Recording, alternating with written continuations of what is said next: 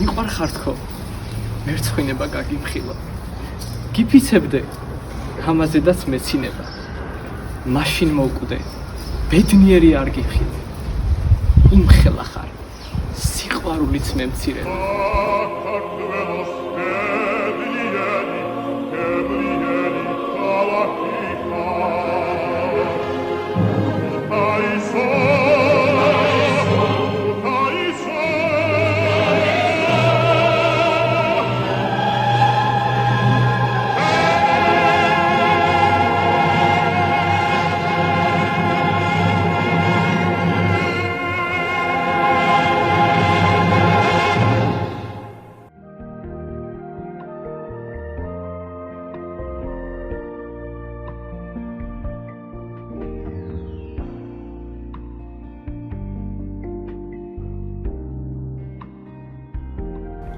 ქუთაისის სავიზიტო ბარათი არგონავტიკა არის, არგონავტიკის თემა არის, იყო სამბრძანებლო აიეტის ძველი კოლხეთის სახელგანთქმული მეფის, აი აქ ამარემარეში დადიოდა მედეა, რომელიც არის მსოფლიო მედიცინის ერთნარგი და აქედან წავიდა ისტორია უძველესი მედიცინის, რომელსაც აღიარეს დღეს მთელი მსოფლიო.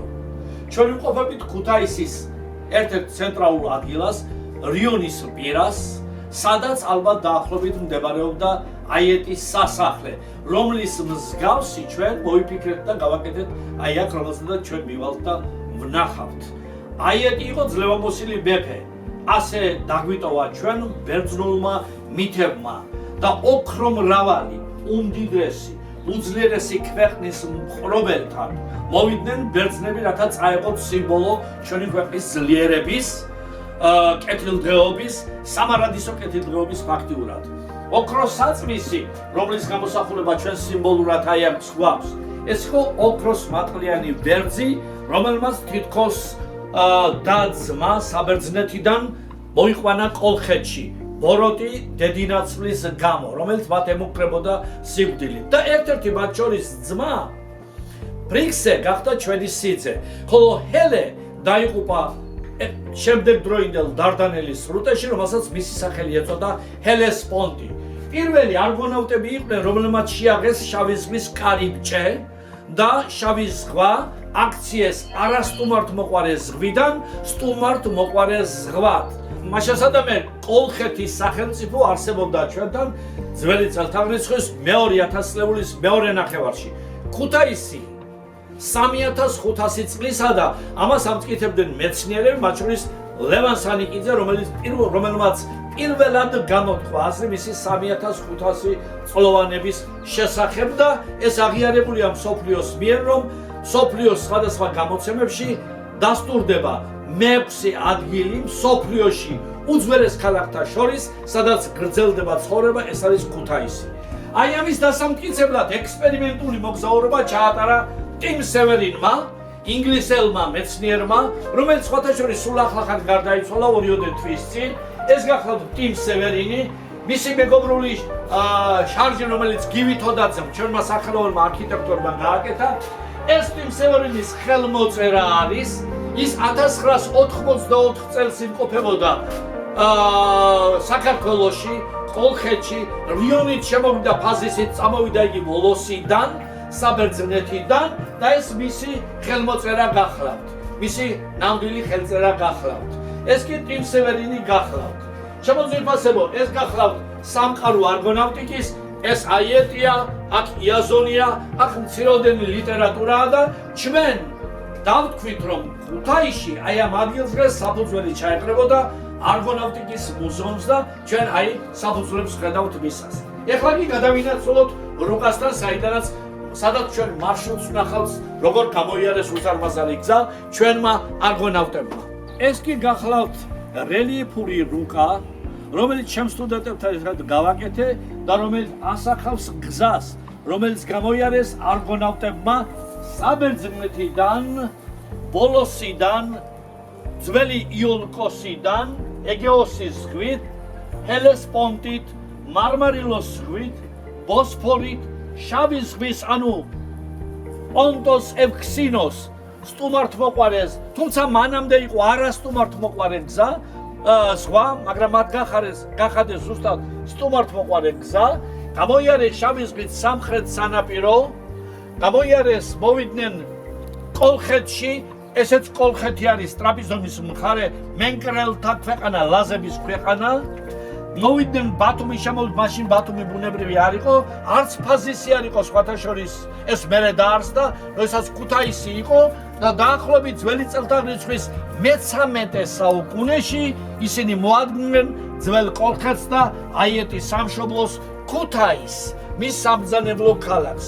აი აქ მიიღეს დავალებები არგონავტებმა, მედიასწავლობით ის შეასრულეს, მედია რომ ყოფილიყო არგონავტები ვერაფერს ვერ შეძლებდნენ, ვერც ოქროს საწმის წაიღებდნენ ჩვენი ქვეყნიდან, მაგრამ სიყვარულმა ასე იცის, მათ დაუთმეს ოქროს საწმისი ფაქტიურად და უკან წაიღეს ბერძნები ეს ოქროს საწმისი, თუმცა მათი მარშრუტს სხვადასხვანაირად აღიქვამენ შემდეგ ისტორიკოსები.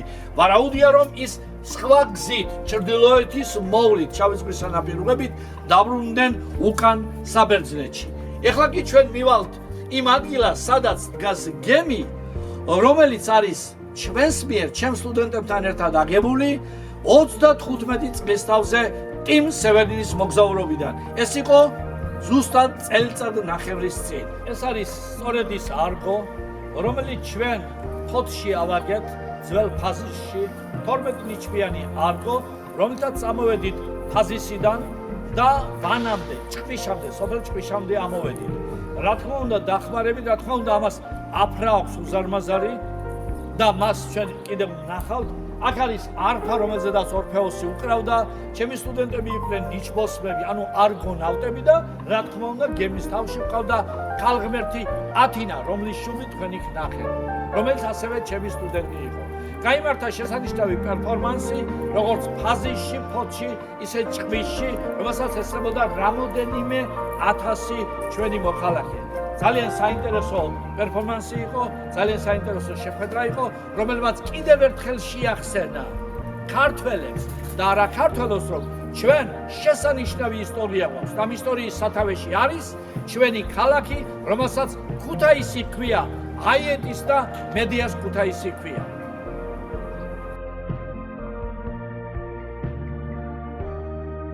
სანავაობო ბელათისაკენ.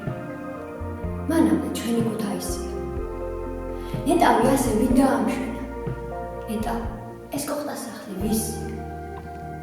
ძველი ქალაქი, ძველი აიო. ეალ არსებამზე ყოველდღეს. აქეთ გახედავ დიდი გულბაგრats. იქით გახედავ მწვანე ყვავილას. ამ ქვეყნად ბევრი ქალაქი არის.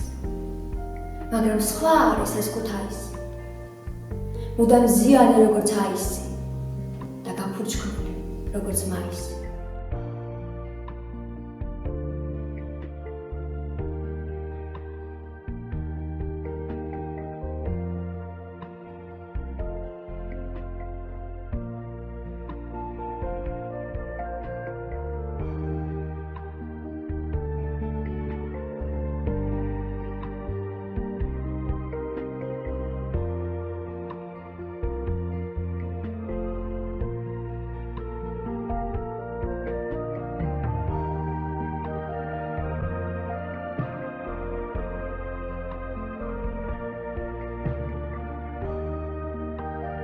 ჩემთვის ძალიან სასიამოვნო იყო, როდესაც გავიცემი პროექტს ჩემი ქუთაისი და შევარჩიე ლექსი ანდრია სინაურის ქუთაისზე ჩემი ბაღი ბინად ამირჩევია.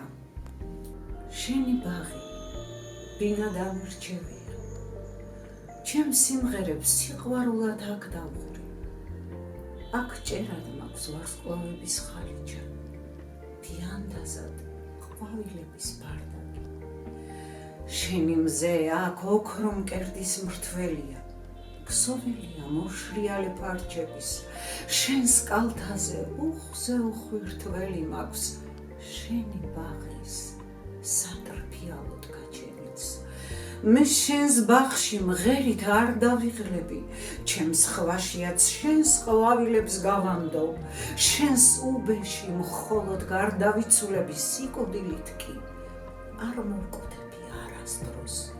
სიმღერები გადმოღრილი შენდამი ანთებული გულით დამიწერია მე შენი ვარ შენი ბაღის ქედანი და სიკვდილი მიტომ არ მიწერია შენი ბაღი ბინადარ რჩევია სად ნახულა ყვავილები ამდენი შენს კალთაზე სევდა მე არ მჩვევია შენი კალთა ფარდებია ვარდების ამ ბაღნარში ცის ქვეშ დავრჩე რა მიშავს შენი სითბო მომაკლდება განამე და ხანდება შენს ვარსკვლავებს დავისე გათენდება შენი მზე მომანათებს შენი ბაღი ბინადარ რჩევი ჩემს სიმღერებს სიყვარულად აქ დავღრე აქ ჭერად მაქვს ვარსკვლავების ხალიჩა ფიანტასა